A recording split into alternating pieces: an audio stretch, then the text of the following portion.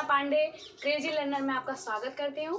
Friends, जैसा कि मैंने पिछले वीडियो में आपसे कहा था, आपसे वादा किया था कि मैं सीटेट जुलाई 2020 का जो भी सिलेबस है, जो भी सब्जेक्ट है उसमें वो आपको सब पढ़ाऊँगी। तो उसी श्रेणी में मैं आज अपना पहला वीडियो लेकर आई हूँ। वो हमारा चाइल्ड डेवलपमेंट एंड पेडागोजी से रिलेटेड मीन्स CDP से रिलेटेड पहला चैप्टर है मेरा। और जैसा कि आप जानते हैं कि CDP का जो पहला चैप्टर है उसका क्या नाम है, growth and development. Growth and development. अगर हम हिंदी में बात करें तो हिंदी में इसका नाम है वृद्धि एवं विकास। वृद्धि एवं विकास। फ्रेंड्स, मैं एक बात बताना चाहती हूँ कि मैं जो भी पढ़ाऊंगी वो बाइलिंगुअल होगा, कि उसको मैं हिंदी में बताऊंगी और इंग्लिश में बताऊंगी, क्योंकि आप जो भी मीडियम से हैं वो आपके लिए ये जो वीडियो है वो हेल्पफुल होगा। ठीक है, तो वृद्धि एवं विकास, तो इस टर्म को सबसे पहले इसका चैप्टर का जो नेम है वही हमें समझना चाहिए कि वृद्धि क्या है, विकास क्या है, क्योंकि जो हमारा सब्जेक्ट है उसका नाम ही है बाल विकास। तो इसका मतलब विकास तो समझना बहुत ही ज़रूरी हो जाता है अगर हमें उस सब्जेक्ट को समझना है। ठीक है, तो चलिए हम लोग आगे बढ़ते हैं। तो सबसे पहले मैं बात करूँगी विकास, डेवलपमेंट क्या है। ठीक है, तो अगर आप विकास समझ लेंगे तो वृद्धि समझने में भी आसानी होगी। ठीक है, विकास क्या है? विकास एक जीवन पर्यंत चलने वाली प्रक्रिया है। ठीक है, जीवन पर्यंत का मतलब विकास व्यक्ति का हमेशा होता रहता है। जब व्यक्ति जन्म नहीं लेता है उसके पूर्व ही उसका विकास आरंभ हो जाता है और उसके मृत्यु तक चलता है। ठीक है, इसीलिए इसको वूम्ब टू टूम भी कहते हैं। ठीक है, वूम्ब टू टूम मतलब मतलब गर्भावस्था से मृत्यु तक। ठीक है, तो जीवन पर्यंत चलने वाली प्रक्रिया है विकास। ठीक है, व्यक्ति ऐसा नहीं कि जब कुछ सीखता ही है या कुछ करता ही है तभी विकास होता है। हर एक पक्ष में व्यक्ति का विकास होता रहता है। ठीक है, जरूरी नहीं कि उसके लिए प्रॉपर क्लास ली जाए।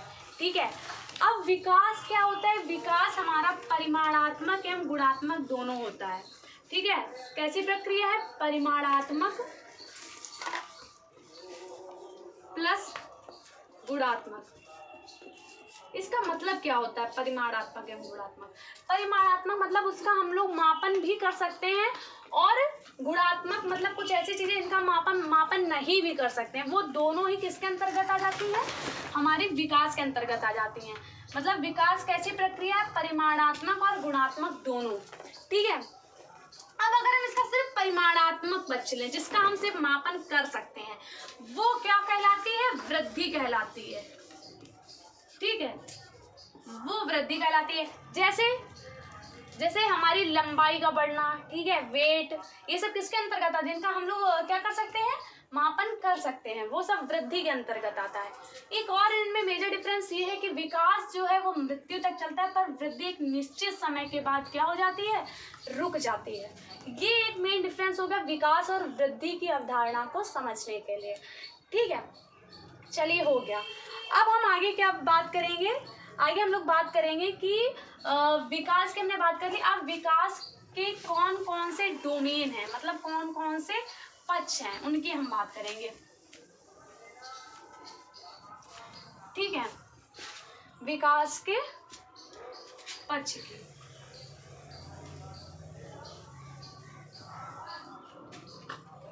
तो विकास के पक्ष, विकास के पक्ष या विकास के प्रकार भी बोल सकते हैं आप। ठीक है, कि विकास कितने प्रकार का होता है। अच्छा हाँ, इससे जरूर क्वेश्चन बनता है। मैंने देखा है, आप प्रीवियस ईयर उठा के अगर देखेंगे तो ऐसे क्वेश्चन में आ जाता है कि निम्न में से कौन सा विकास का प्रकार नहीं है। फिर 4 आपको दे देंगे इधर, फिर ऐसे करके 4 ऑप्शन दे देंगे, फिर उसमें भी किसी में 3 में 1 में हेर फेर कर देंगे और एक में सारे ऑप्शन क्या होंगे? आपके सही होंगे, तो वही आपका आंसर होगा। लेकिन वो आपको कैसे पता चलेगा? जब आप पहले से उसको पढ़ के रखेंगे। ठीक है, तो विकास के पक्ष या विकास के प्रकार। तो ठीक है, तो विकास के प्रकार में जो पहला हमारा टाइप आता है वैसे देखा जाए तो बहुत सारे अलग अलग एस्पेक्ट होते हैं, पर मेनली जो विकास के पक्ष होते हैं वो 4 प्रकार के होते हैं। ठीक है, आप देखिए जैसे पहला कौन सा होता है आपका, शारीरिक विकास। ठीक है, शारीरिक विकास, शारीरिक विकास। ठीक है, पहला हो गया हमारा शारीरिक विकास। दूसरा आता है आपका मानसिक विकास या संज्ञानात्मक विकास।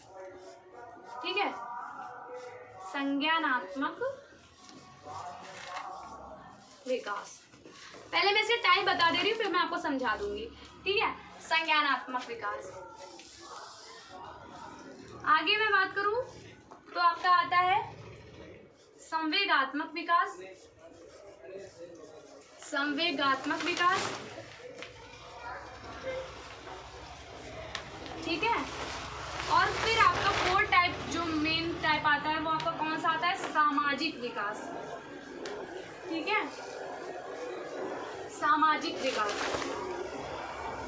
अब इन सब विकास के पक्ष में भी अपने अलग अलग भी पक्ष है। जैसे शारीरिक विकास के अंतर्गत हमारा कौन सा एक आ जाता है, क्रियात्मक विकास।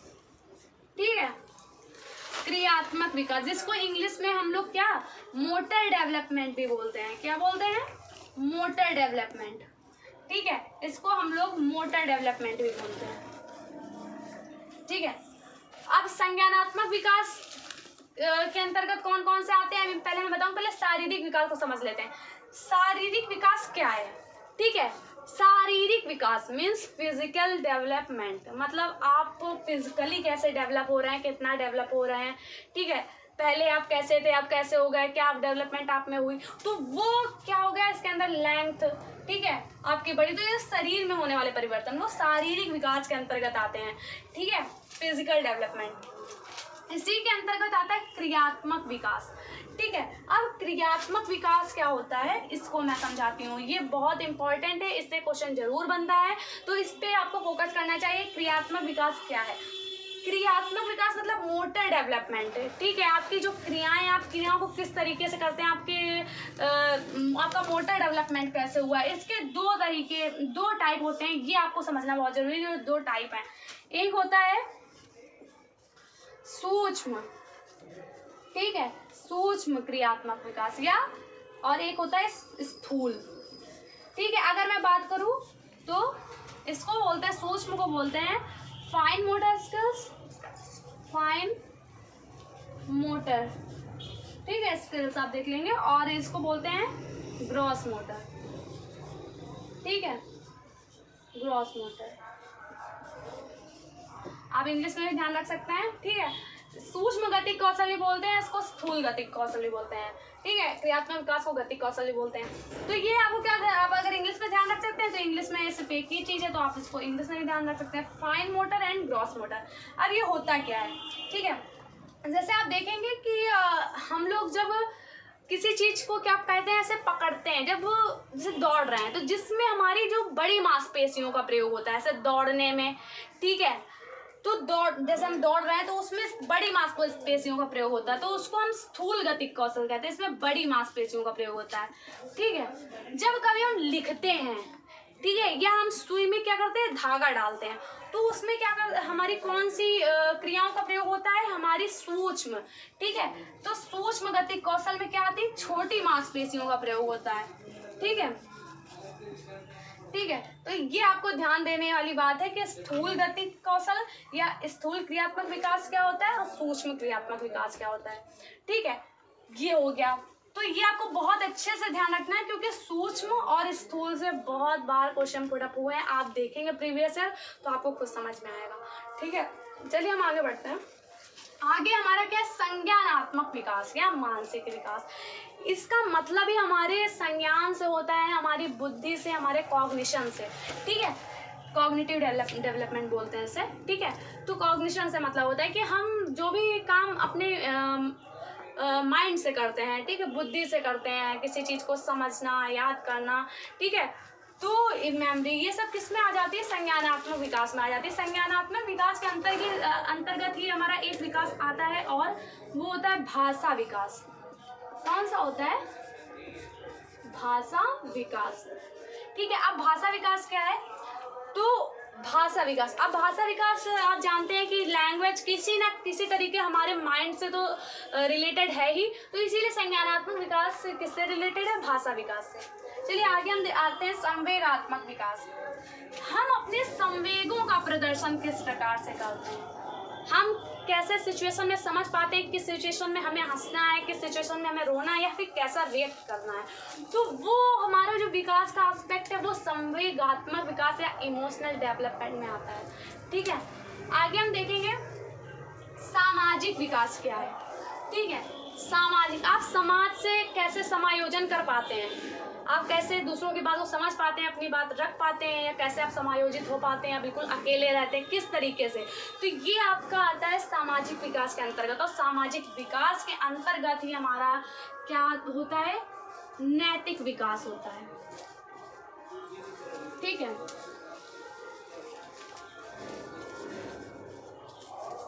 नैतिक विकास। ठीक है, मोरल डेवलपमेंट। मोरल डेवलपमेंट मतलब आपके अंदर कैसे नैतिक मूल्य कितने हैं। अब नैतिक विकास सामाजिक विकास के अंतर्गत इसलिए रखा जाता है क्योंकि अब देखिए, अब जो मूल्य हैं वो कैसे पता करेंगे? समाज से ही, समाज में आपके किस प्रकार के मूल्य हैं। ठीक है, इस तरीके से ये होगा हमारे क्या? विकास के पक्ष या विकास के प्रकार। आप इसको समझ लीजिए, बहुत इंपॉर्टेंट है। कहने को लगता है कि बस ये सब छोटी छोटी चीज़ें हैं, पर इससे ही क्वेश्चन बनते हैं, इन्हीं छोटी छोटी चीज़ों से। तो आपको छोटी छोटी बातें भी समझ के चलनी है। ठीक है, चलिए हो गया। अब हम लोग आगे बढ़ते हैं अपने नेक्स्ट उस पर। अब हम लोग बात करेंगे विकास की अवस्थाएं।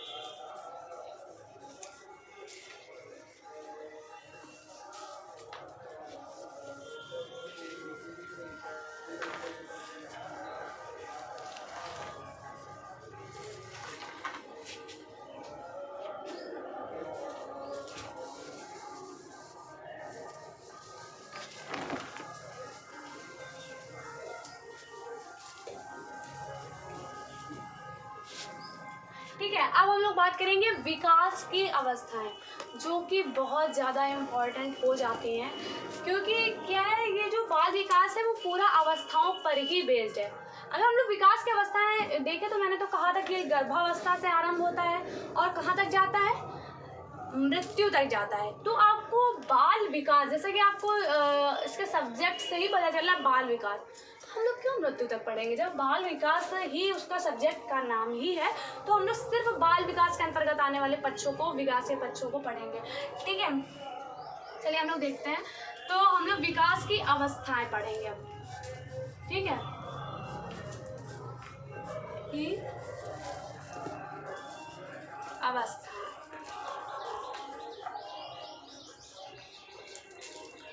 विकास की अवस्थाएं। ठीक है, तो हम लोग देखते हैं कि विकास की अवस्था में पहली जो अवस्था होती है वो कौन सी होती है? मैंने आपको बताया था, गर्भावस्था। कौन सी अवस्था होती है? गर्भावस्था। मैंने बताया था आपको कि जो विकास है वो कब से प्रारंभ हो जाता है? गर्भावस्था से प्रारंभ हो जाता है। तो गर्भावस्था पहली अवस्था। दूसरी अवस्था हमारी होती है शैशवावस्था। शैशवावस्था। ठीक है, फिर हमारी आती है बाल्यावस्था। अब बाल्यावस्था को दो पार्ट में डिवाइड किया गया है, एक तो पूर्व बाल्यावस्था या प्रारंभिक बाल्यावस्था, और दूसरी हमारी कौन सी है? उत्तर बाल्यावस्था। ठीक है, तो पहली पूर्व बाल्यावस्था। पूर्व बाल्यावस्था और उत्तर बाल्यावस्था। उत्तर बाल्यावस्था। और फिर हमारा आता है किशोरावस्था। ये अवस्थाएं इतनी इम्पोर्टेंट है क्योंकि इनसे जरूर अभी आप देखेंगे ना तो जरूर आपको लगेगा कि इससे क्वेश्चन बन रहा है। अच्छा, मैं कोशिश करूंगी कि जो भी मैं चैप्टर पढ़ाऊँ, ठीक है, तो उसके बाद मैं जो भी उसके प्रीवियस क्वेश्चन पेपर उस सब चैप्टर से रिलेटेड आए हैं उनको आपको प्रोवाइड कराऊं और आप देखें कि आपको कितना आया। ठीक है, या कितना चैप्टर यूजफुल था। ठीक है, चलिए हम लोग आगे बढ़ते हैं। जैसे गर्भावस्था आपने देखा, तो पहले तो इसकी अवधि पता होनी चाहिए, गर्भावस्था की अवधि क्या होती है। तो गर्भावस्था की अवधि होती है, कभी आपसे ऐसा नहीं पूछा जाएगा कि गर्भावस्था की अवधि मंथ्स में बता दो, सब बच्चे बता देंगे 9 मंथ्स, तो वो ऐसे क्वेश्चन पूछेगा ही नहीं कभी। तो आपको ऐसे क्वेश्चन पे ध्यान देना है जो सच में इम्पोर्टेंट है। जैसे गर्भावस्था की अवधि में अगर आपसे डेज में पूछ लूँ तो आप क्या बताएंगे, ठीक है। तो डेज में अगर मैं बात करूँ तो 280 डेज क्या होती है इसकी अवधि, 280 डेज, ठीक है। या फिर वीक्स में अगर मैं पूछ लूँ तो क्या होगी, वीक्स में होगी आपकी 40 वीक्स, ठीक है। तो 280 डेज या फिर 40 वीक्स, तो आपसे ऐसे पूछा जा सकता है।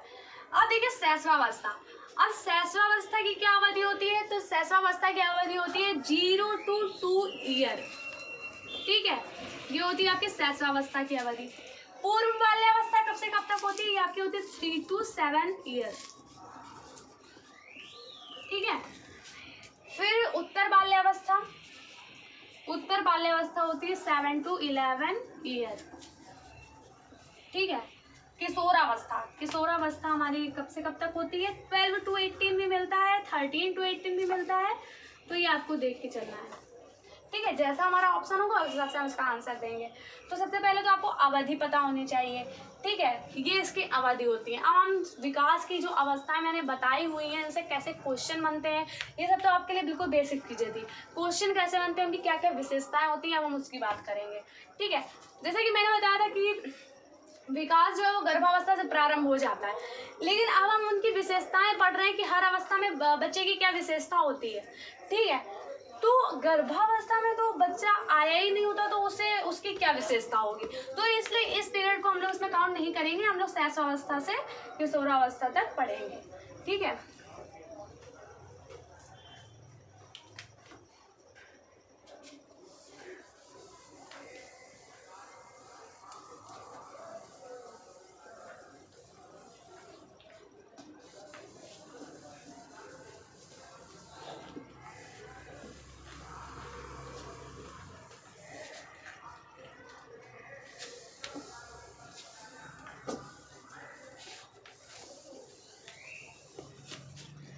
पहले बात करती हूँ, पहली जो हमने अवस्था आपको बताई थी, कौन सी अवस्था की हमें बात करनी है, शैशवावस्था की।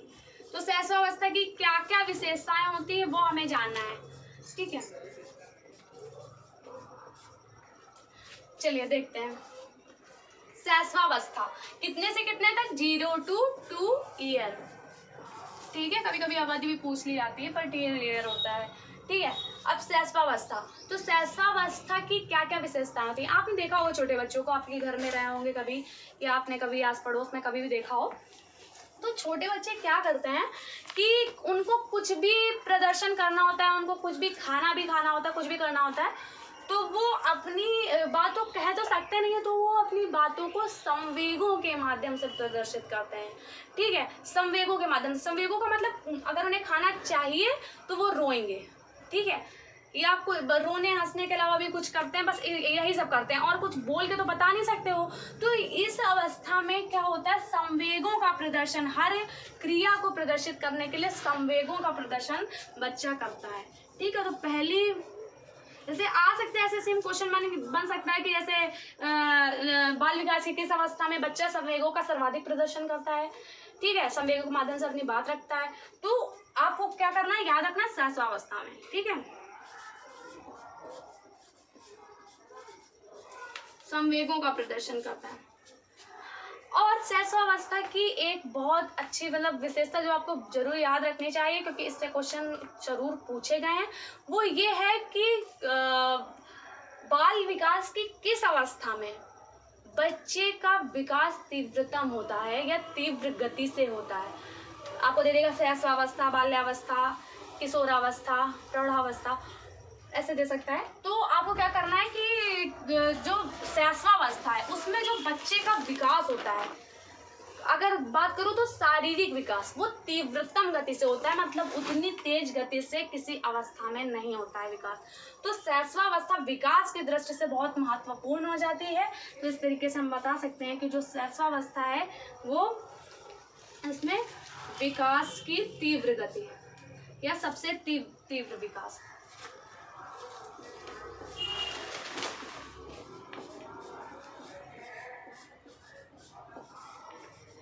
और कौन सा विकास मेनली मैंने बताया, शारीरिक।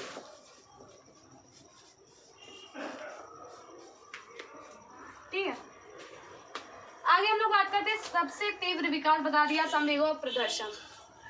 एक और जिसकी वजह से शैशवावस्था में क्वेश्चन बनते हैं वो कौन सा है, वो है आपका वस्तु स्थायित्व, ऑब्जेक्ट परमानेंस। तो ऑब्जेक्ट परमानेंस क्या है, पहले तो आपको ये पता चलना चाहिए। अब देखिए बच्चा पहले तो 0 to 2 ईयर मैंने बताया, तो पहले 2 ईयर से कम भी होगा बच्चा, तो जब तक वो 2 साल तक आता है तब तक उसमें ऑब्जेक्ट परमानेंस आ जाता है। मतलब मैं ये नहीं कह रही कि बिल्कुल छोटे जैसे ही पैदा होता है 0 2 है तो तभी से स्टार्ट होगा, तब से नहीं, तब तो अब ये ऑब्जेक्ट परमानेंस है क्या, पहले तो ये जानिए। जैसे आपने देखा होगा बच्चे को क्या करते हैं, जैसे घर वाले ऐसे कोई चीज़ खेल रहा है तो उससे ले लिया करे, अरे चींटी ले गई, तो बच्चे ने सोच लिया, अब तक उसके आंखों के सामने तभी तक उसके रहता है कि हाँ है, ठीक है। आपने कह दिया कि लेके कह दिया नहीं चींटी ले गई, तो वो मान जाता है ठीक है चींटी ले गई, क्योंकि उसके जो आंखों के सामने जो छवि थी वो हट जाती है तुरंत। अगर उसके सामने से चीज गई तो उसकी छवि भी तुरंत चली गई, तो उसको नहीं याद रहता। लेकिन जैसे जैसे बच्चा बड़ा होता है मतलब जैसे वो 2 साल का आने तक होता है, मतलब इसी अवस्था के लास्ट तक बच्चे में ये चीज़ विकसित हो जाती है। फिर आप उससे अगर कोई चीज़ लोगे, तो आपने अगर ऐसे कहा कि नहीं वो चिड़िया ले गई है, कुछ भी ले गया, तो चिड़िया ले गई तो वो पीछे आके देखेगा भैया कहाँ चिड़िया ले गई, देखे जरा, तो ये उसके अंदर चीज़ आ जाती है चिड़िया कैसे ले गई, तो ये उसके अंदर डेवलप हो जाता है, मतलब वस्तु स्थायित्व आ जाता है कि अगर वो उस चीज़ को देख लिया तो उसके आँख में उसकी इमेज छप जाती है। फिर आप अगर उसे हटा भी लोगे तभी वो देख ही रहेगा कि नहीं ये थी, ये चीज़ थी, और वो पलट के पीछे आएगा आपको देखने कि आपके पास वो चीज़ है तो नहीं, तो ये बात हो जाती है। तो ये वस्तु स्थायित्व का गुण होता है, वस्तु स्थायित्व। तो ये गुण कब आता है बच्चे में, शैशवावस्था में आ जाता है, यह बात आपको याद रख लेनी है कि शैशवावस्था में ही आता है, बस शैशवावस्था के लास्ट तक आता है, ठीक है। तो वस्तु स्थायित्व या फिर ऑब्जेक्ट परमानेंस। कभी कभी ऐसा होता है कि आपकी जो टर्मिनोलॉजी है, बहुत सारे वर्ड्स हैं तो आप कभी वर्ड्स भूल सकते हैं, इसलिए आप दोनों में वर्ड याद रखिए, हिंदी और इंग्लिश दोनों में, क्योंकि अगर आपको एक से समझ नहीं आ रहा तो आप दूसरे से एग्जाम में समझ पाए। ऑब्जेक्ट परमानेंस, ठीक है, ये हो गया आपका। तो ये शैशवावस्था की विशेषताएं और भी आपको मिल जाएंगे, आप देखेंगे बुक में देखेंगे, अनुकरण की प्रवृत्ति पाई जाती है, ठीक है, आत्म प्रेम की भावना होती है, ऐसे सब हैं, लेकिन जो जिनसे क्वेश्चन बनते हैं वो मैंने बता दिया, आप नोट करना चाहें तो कर सकते हैं जो मैंने अभी बताया, ठीक है। चलिए ये हो गया शैशवावस्था की बात, ठीक है। अब मैं बाल्यावस्था की बात करती हूँ कि बाल्यावस्था में इसकी कौन कौन सी विशेषताएं होती हैं और उनसे कौन कौन से क्वेश्चन बनते हैं।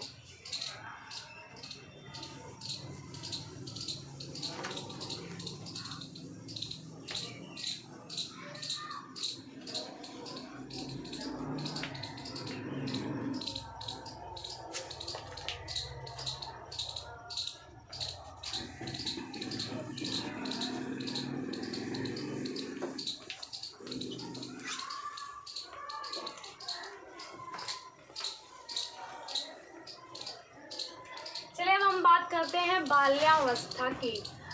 तो बाल्यावस्था में भी मैं बात करूंगी पूर्व बाल्यावस्था की। जैसे कि हम लोग जानते हैं कि बाल्यावस्था के 2 टाइप हैं, पूर्व बाल्यावस्था या प्रारंभिक बाल्यावस्था और दूसरा उत्तर बाल्यावस्था, ठीक है।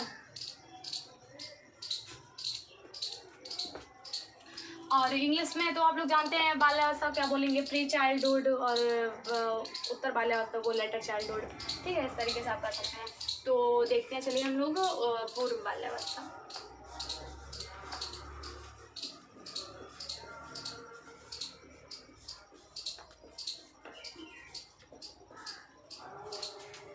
ठीक है, पूर्व बाल्यावस्था। अब पूर्व बाल्यावस्था की क्या क्या विशेषताएं हैं, पहले तो इसकी अवधि जो मैंने बताई थी वो आपको याद रखनी है, 3 to 7 ईयर, 3 से 7 साल, ठीक है। वो क्या होता है, पूर्व बाल्यावस्था। पूर्व बाल्यावस्था मतलब कि बच्चा 2 साल, उसके अंदर ऑब्जेक्ट परमानेंस अवस्था में आ चुका होता है, वो अब बड़ा हो रहा होता है। अब उसके अंदर क्या क्या विशेषताएं होंगी, जो सबसे ज़्यादा क्वेश्चन बनता है ये पॉइंट आपको, ये मैं जो भी लिखा रही हूँ सिर्फ देखने के लिए नहीं लिखा रही हूँ, आपको ये सब बातें नोट करनी है क्योंकि इनसे क्वेश्चन बनते हैं। आप देखोगे प्रीवियस ईयर उठा के, अब आप देख ही लीजिए जो दिसंबर 2019 का पेपर था उसमें भी ये वाला क्वेश्चन पूछा गया था, जो मैं आगे बताने वाली हूँ कि पूर्व बाल्यावस्था की एक जो सबसे बड़ी विशेषता है और जिसकी वजह से आप सिर्फ सीडीपी में नहीं, आप हिंदी, इंग्लिश, ईवीएस सब में जिसमें पेडागोजी आती है तो उसमें भी आप जरूर इनसे क्वेश्चन पूछे जाते हैं। ठीक है, तो आप क्या करेंगे कि इसकी जो सबसे बड़ी विशेषता जिसकी मैं बात कर रही हूँ वो ये है कि ये भाषा विकास की दृष्टि से बहुत अच्छा समय होता है।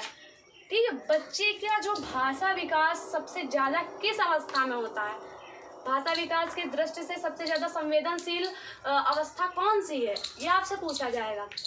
तो पूर्व बाल्यावस्था। तो आपको भाषा विकास याद रखना है, भाषा विकास, लैंग्वेज डेवलपमेंट किसमें होता है, पूर्व बाल्यावस्था में बच्चे का सर्वाधिक भाषा विकास होता है। ठीक है, सबसे ज़्यादा इम्पोर्टेंट बात है, बिल्कुल भी भूलना नहीं है, याद रखना है। ठीक है, चलिए हो गया भाषा विकास की दृष्टि से अच्छा पीरियड है। अब आगे हमें क्या ध्यान रखना है, अब ये क्या है कि इस समय बच्चा क्या करता है, स्कूल जब 6-7 साल का होता है उसके बाद से जाता है। ठीक है, अगर प्रॉपर मैं देखूं, ठीक है, तो इसीलिए इसको पूर्व विद्यालयी अवस्था भी कहते हैं या प्री स्कूल एज। ठीक है, पूर्व विद्यालयी अवस्था, पूर्व विद्यालयी अवस्था या फिर प्री स्कूल एज। ठीक है, प्री स्कूल एज या पूर्व विद्यालयी अवस्था। ठीक है, और इसकी क्या क्या विशेषताएं होती हैं, पूर्व विद्यालयी अवस्था होती है। ठीक है, और इसकी पूर्व विद्यालयी अवस्था होती है, भाषा विकास की दृष्टि से महत्वपूर्ण होती है। हाँ, और ये होती है समूह पूर्व की अवस्था, समूह पूर्व की अवस्था। समूह पूर्व की अवस्था मतलब समूह बनाने से पूर्व की अवस्था। जैसे हम लोग अभी उत्तर बाल्यावस्था की विशेषताओं में पढ़ेंगे कि उस अवस्था में बच्चा गैंग बनाता है, मतलब समूह में बनाता है, समूह में खेलना पसंद करता है अपने दोस्तों के साथ। ठीक है, तो ये समूह के पूर्व की अवस्था की पूर्व बाल्यावस्था है, तो समूह पूर्व अवस्था। ठीक है, तो ये आपको याद रखना, प्री गैंग एज भी बोलते हैं। ठीक है, प्री गैंग एज, तो वो आपको याद रखना है, भाषा विकास की दृष्टि से महत्वपूर्ण है पूर्व विद्यालय अवस्था और समूह पूर्व की अवस्था, ये आपको ध्यान रखना है। ठीक है, ये हो गया आपका, तो ये मेन आपकी बातें हो गई कि जो पूर्व बाल्यावस्था से कैसे आपके क्वेश्चन पुट अप हो सकते हैं, आपको कैसे उसको फेस करना है। ठीक है, आगे मैं बात करूंगी अभी कि उत्तर बाल्यावस्था की क्या क्या विशेषताएं होती हैं और उसको आपको कैसे डील करना है, ऐसे क्वेश्चन आए। ठीक है, तो ये इसके क्वेश्चंस हो गए। अब आपको ध्यान रखना है आगे उत्तर बाल्यावस्था में, उत्तर बाल्यावस्था,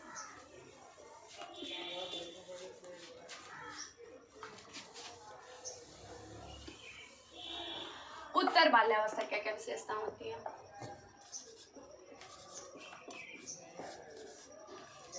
उत्तर बाल्यावस्था की देखिए सबसे बड़ी विशेषता तो क्या है कि ये विद्यालयी अवस्था है और इसमें बच्चा समूह बनाना शुरू कर देता है, मतलब ये समूह बनाने की अवस्था या गैंग एज कहलाती है या गिरोह अवस्था भी कहते हैं, समूह या गिरोह अवस्था। आपसे पूछ लेगा किस उम्र में बच्चा अपने समूह बनाने लगता है, समूह के साथ खेलने लगता है। ठीक है, क्या किस अवस्था को गिरोह की अवस्था कहा जाता है, तो आपको याद रखना है कि वो उत्तर बाल्यावस्था होती है, समूह या गिरोह अवस्था। ठीक है, या गैंग एज। ठीक है, गैंग एज। ठीक है, अब ये क्या है, विद्यालयी अवस्था भी है।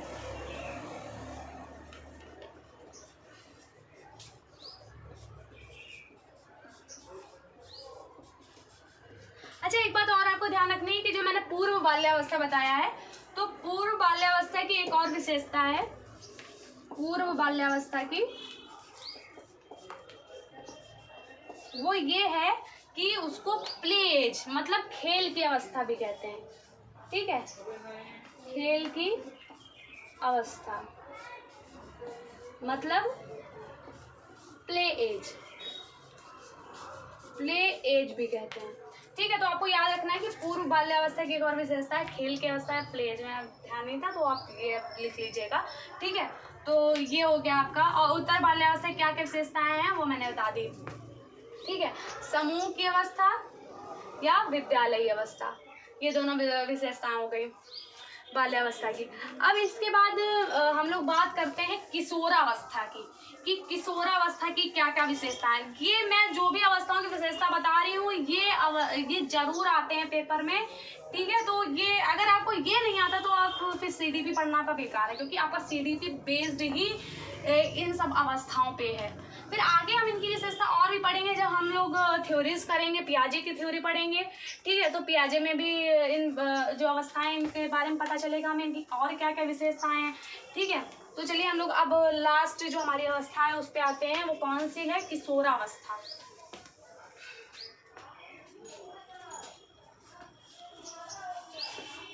किशोरावस्था,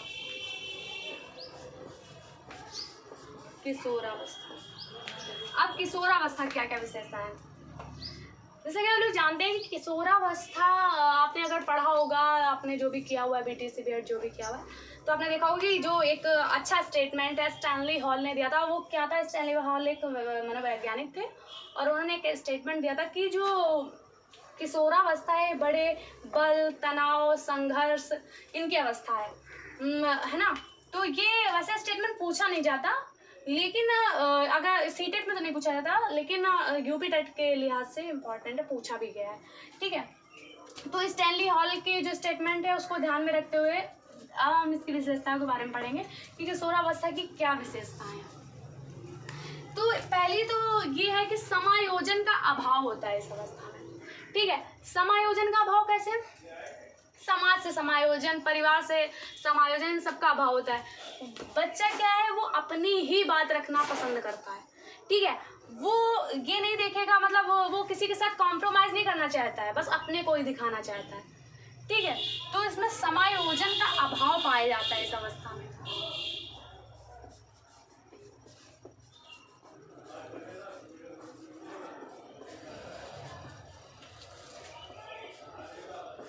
समायोजन का अभाव होता है, ठीक है।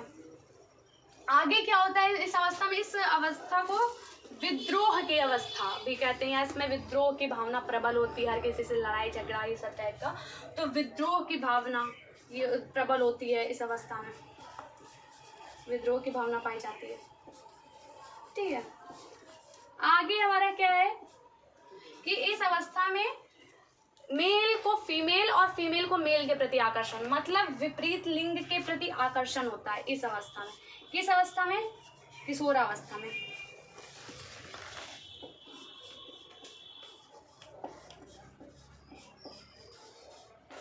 प्रबल आकर्षण, ठीक है।